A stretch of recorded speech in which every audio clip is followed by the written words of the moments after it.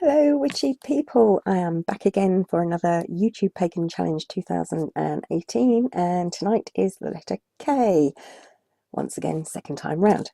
For my K I am choosing Key and Knot Magick, and not as in K-N-O-T, not N-O-T. So I'm going to start with Key Magick. Key Magick is quite simple. Key Magick is used to unlock things such as luck, love, health, wealth, that sort of thing, or to lock things, so to keep secrets. So it's to reveal things or to open things, reveal and open things, or to keep things hidden and secret. So it can be used for both. Now it's not just this part, the mechanism of the key, that's used for magical workings. It's also this bit, the eye of the key. Now, in Victorian times, during seances, the spiritualist or medium would hold the eye of the key before a candle flame and request that the spirits would come through and blow the candle flame out through the eye of the key. Keys are especially good for using magic at crossroads. So if you go to a crossroads and perform simple key magic, that's supposed to be more powerful than anything. Keys also denote in the way that unlocking it, especially if you find a key and you keep it, you use that. It's supposed to keep the key under your pillow. It's supposed to bring forth prophetic dreams, and it unlocks your subconscious and your conscious to the spiritual realm. So it opens up the veil into the spiritual realm. If the key that you find is rusty, that's supposed to say that you are going to come into money, especially inheritance. So there you go. But don't break a key or even bend a key. That can be unlucky. So that's key magic. Knot magic is a bit more complicated. Knot magic, oh, falling off my chair. Knot magic is becoming more and more popular, and I mean, knot magic can be traced back more than 4,000 years. You know, it's just one of those things that's steeped in history. But for every different witch, there's a different way of doing knot magic. You know, every different witch has a different way of practicing knot magic, also called cord magic.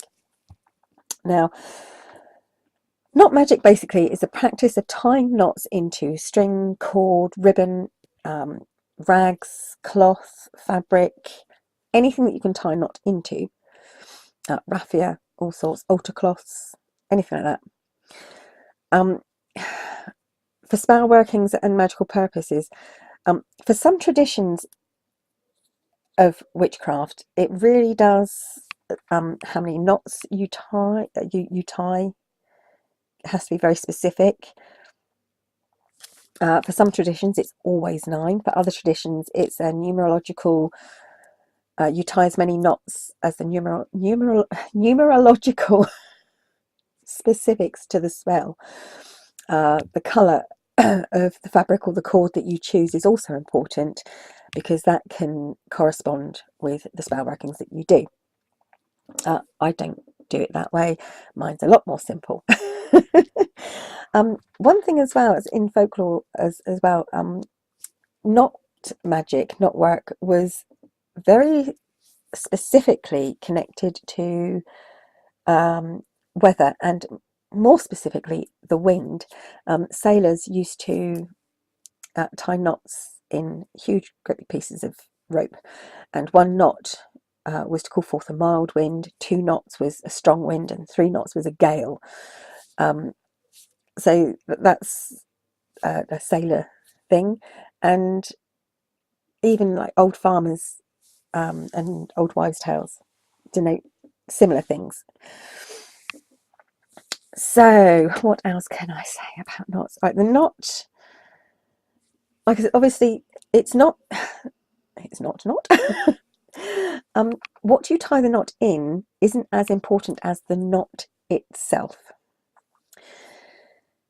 The knot magic, there are several different ways of performing knot magic. You can view the knot as a binding spell. Now obviously you can just tie a knot, or you can tie something into the knot. If you're tying knots in a long cord, you can tie things in between the knots, and or slip things like hagstones or such like in between the knots. And obviously that will depend on what spell you're working and what you want the spell to be for. For many people, knot work is used for binding spells, and not just binding negativity, but also binding pain. So they can be used a lot for healing spells. They're also used a lot for protection spells, in that you can tie a knot and put your intent and meaning into the knot as protection, and then the knot becomes almost a container for the spell rather than just part of the spell. It contains the spell, and then you carry that knot around on your person or around your wrists as a piece of jewelry or something, and that is a protection amulet. You can also use it so that you can hold the spell tightly, and when you untie the knot, the spell is released outwardly.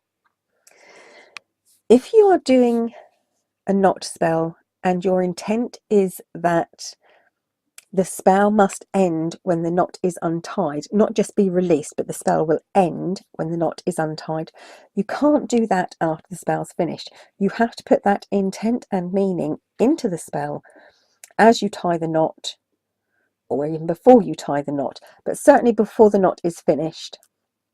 You have to put that intent and meaning into it if you want the spell to end when the knot is unknotted.